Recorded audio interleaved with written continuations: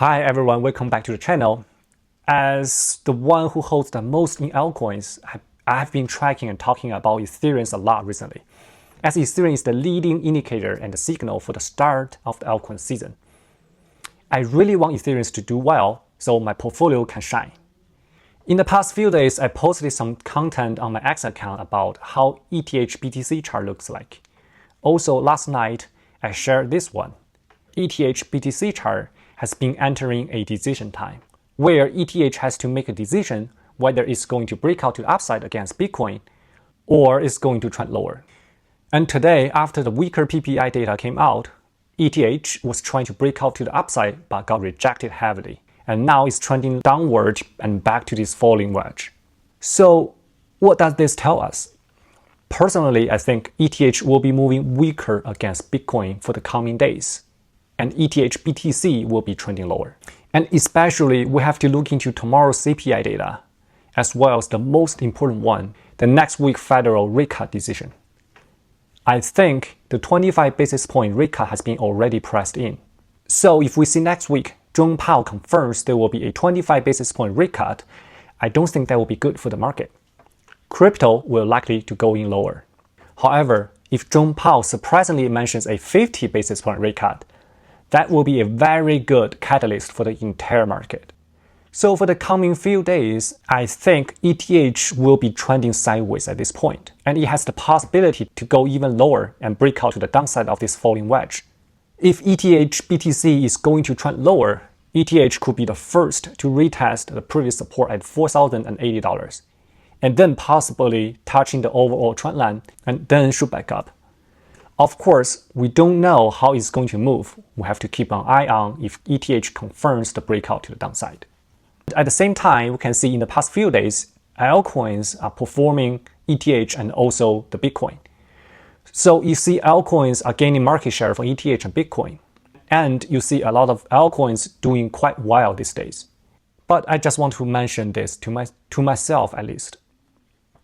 The current move for altcoin to the upside isn't resilient enough because of Ethereum. Altcoins will have to be confirmed to the uptrend if we see ETH start to move much higher from here. If ETH is still moving sideways or starts to go lower, altcoins has a higher chance to retrace back down and lost all the gains. Just keep in mind, and don't be over optimistic about what altcoins are doing right now. The real altcoin season has to be started once ETH goes back again to the previous printed all-time high. So in the coming days, we may continue seeing altcoins moving higher, but we have to wait until the Fed makes the decision next week on Wednesday. Let's quickly take a look at the Cardano chart. I want to see Cardano test $1 and $1.15 price range before the Fed decision. If the Fed makes a decision of 50 basis point rate cut, more than likely that Cardano will be shooting up much quicker, and we may see $2 price range very soon. And if we look at the entire total market theory, excluding Bitcoin and Ethereum, we are seeing that they are right now at the multi-year resistance line. What I like to see is in the coming days, the total market theory breaks out of this multi-year resistance line and start to move up. And with the Fed makes the decision, I want to see a retrace back down to the resistance line and back up to confirm the breakout. And after that, we are going to see an all-time high for all the altcoins. That's the ideal situation. I like to see this in September. However, if September is not the month, I truly believe October will be the month that we're going to see this. And if we see the total market too, it is basically the same thing. But all I have to say this is Ethereum has to make the move to lead all the altcoins. I mentioned earlier about XRP, about Chainlink, about HBAR, AVAX, Sui, Algorand, and Doge.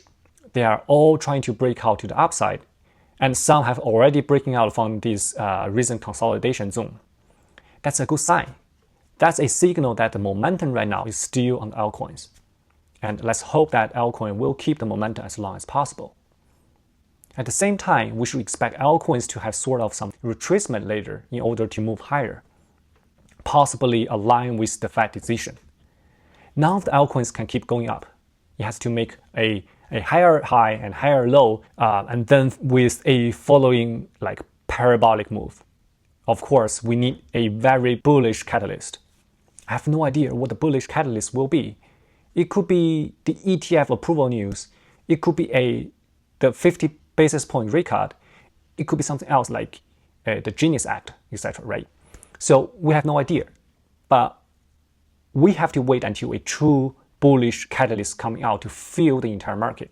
Right now, we don't have any, just some weaker economic data, right? So let's see what's going to happen in the coming weeks. For me, short-term move doesn't matter. I'm looking for a momentum and a moment that one altcoin season starts. We have to wait until Ethereum makes the move. Also, I have the dry powder ready to buy Ethereum on the dip if Ethereum ever goes to 3,600 level. My 401k account has just been rolled over to my IRA account. So I have all the cash sitting on the sideline waiting for this purchase, as well as buying some Bitcoin, of course, if Bitcoin retraced as well. Alright, so that's all for this video. And as always, stay calm, stay patient, stay rational. So if you like this content, don't forget to click the like button and subscribe to my channel. Thank you for watching, and I will see you guys in the next one. Bye bye.